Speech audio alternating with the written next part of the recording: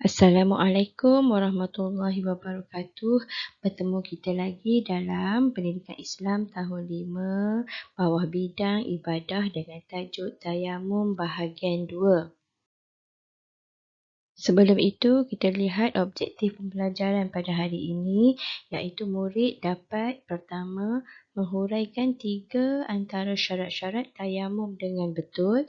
Yang kedua, menunjuk cara secara simulasi bertayamum dengan tepat. Baik, hari ini kita akan masuk kepada syarat-syarat tayamum. Kamu boleh rujuk buku teks muka surat 105. Baik, syarat-syarat tayamum yang pertama, mencari air selepas masuk waktu solat. Baik, di sini apabila kita dah pasti solat dah masuk waktu, kemudian apabila kita mencari air tidak ada, maka kita disyaratkan untuk bertayamum. Okey, syarat-syarat tayamum yang kedua, masuk waktu solat. Okey, apabila nak bertayamum, kita kena pastikan sudah masuk waktu solat, baru kita boleh bertayamum. Yang ketiga, menggunakan debu tanah yang suci. Okay, debu tanah yang suci itu kita kena pastikan bahawa tanah itu tidak bercampur dengan najis, tidak bercampur dengan benda-benda yang lain. Mestilah tanah yang betul-betul bersih dan suci. Okay, yang keempat, menghilangkan najis terlebih dahulu. Seperti juga kita mengambil wuduk, kita kena pastikan najis ataupun tubuh badan kita mesti dah bersih daripada najis.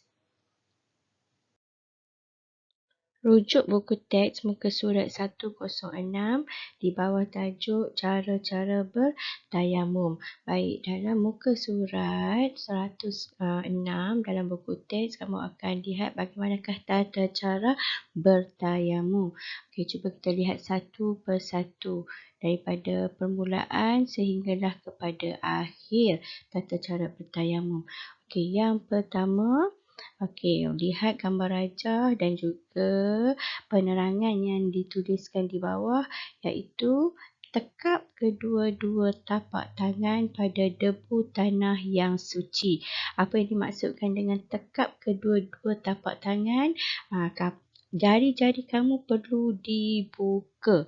Seperti dalam gambar ini. Dibuka, kemudian kamu perlu tekapkan tangan pada debu tanah yang telah disediakan. Pastikan debu tanah itu ialah debu yang suci.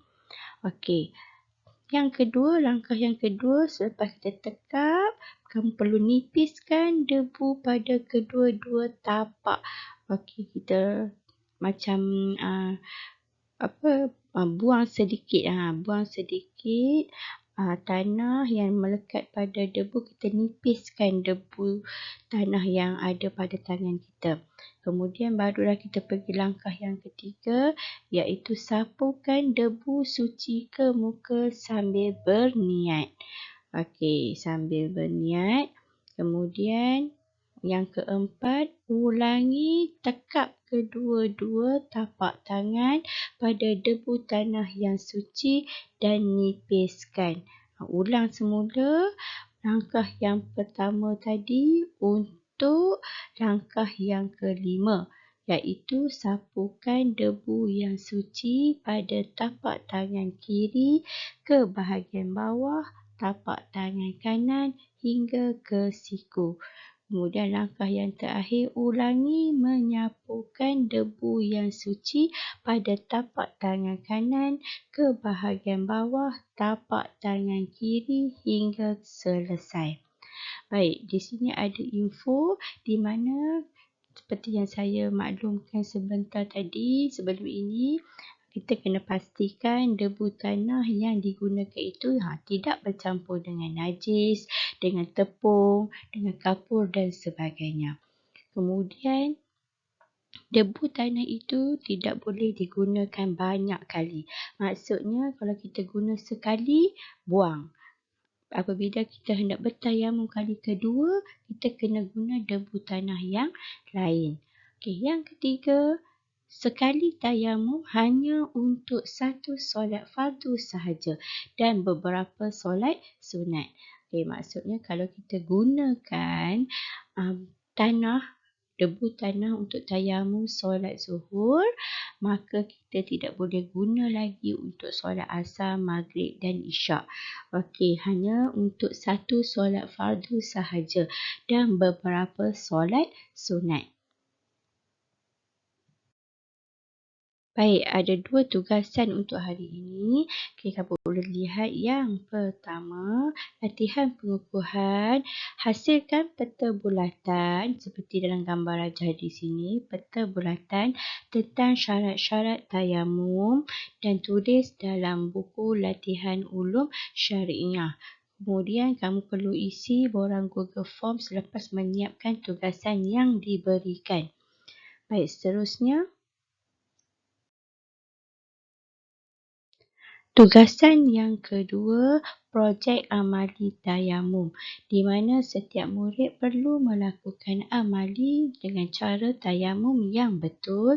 Kemudian pelaksanaan amali ini akan dilakukan semasa sesi pembelajaran bersemuka.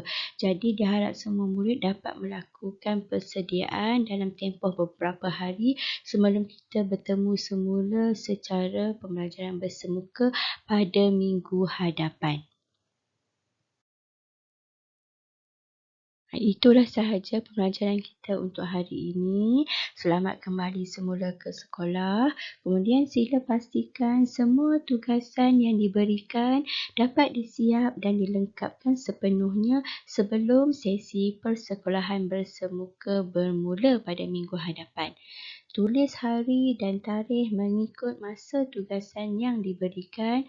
Kerjasama dan keprihatinan kamu dalam setiap tugasan yang diberikan amatlah dihargai. Jadi saya akhiri pembelajaran kita pada hari ini dengan wabillahi taufiq wal hidayah. Wassalamualaikum warahmatullahi wabarakatuh.